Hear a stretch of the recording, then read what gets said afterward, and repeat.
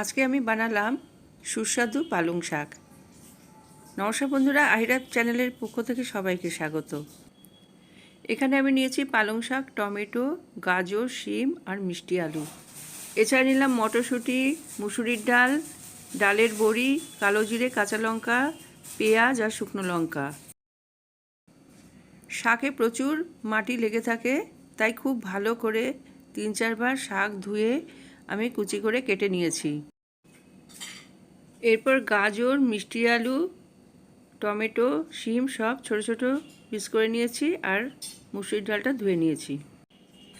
এরপর কড়াইতে সর্ষের তেল গরম করে প্রথমে বড়িগুলো আমি ভেজে নিচ্ছি। বড়ি ভাজা হয়ে গেলে আমি এটা তুলে নিচ্ছি। এরপর গরম তেলে কালো জিরে, শুকনো লঙ্কা আমি ফোড়ন দিলাম।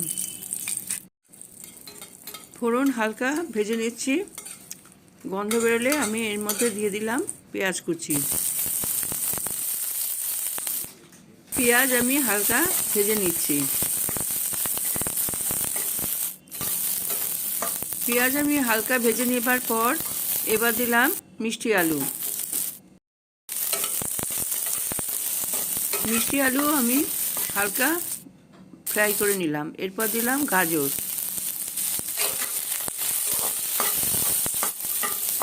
গাজর আমি 2-3 মিনিট ফ্রাই করে নিলাম। এরপর দিলাম শিম। আরও 2-3 মিনিট আমি সব হালকা ফ্রাই করে নিয়ে এবার হলুদের গুঁড়ো দিলাম। এরপর দিলাম স্বাদ মতো লবণ।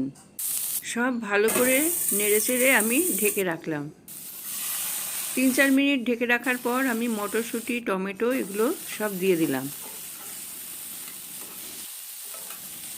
সব তরকারি আমার ফ্রাই করা হয়ে গেছে। এবার আমি দিয়ে দিচ্ছি পালং শাক। এরপর মুসুরির ডাল ভেজানো ছিল সেটা দিয়ে দিলাম। সমস্ত কিছু আমি খুব ভালো করে মিশিয়ে নিচ্ছি।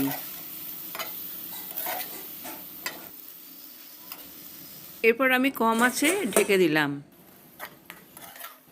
মাঝে মাঝে আমি ঢাকনা সরিয়ে আবার নেড়ে দিচ্ছি।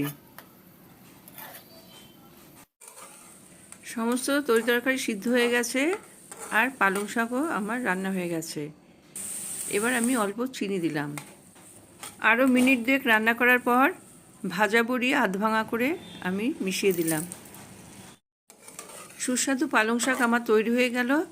এবার আমি পরিবেশন করব। আমার এই রেসিপি খুবই মুখরোচক হয়েছে। আপনারাও বাড়িতে বানিয়ে দেখুন।